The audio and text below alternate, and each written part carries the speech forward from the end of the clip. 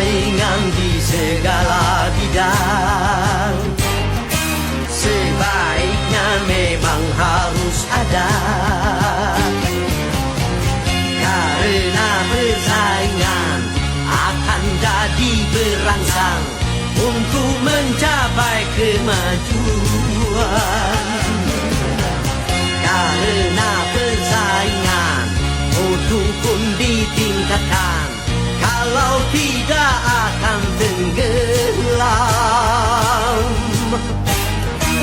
Marilah bersaing dan berlomba,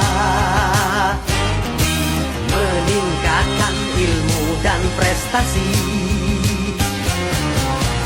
Persaingan yang sehat kan membawa manfaat, cara keji jangan lakukan.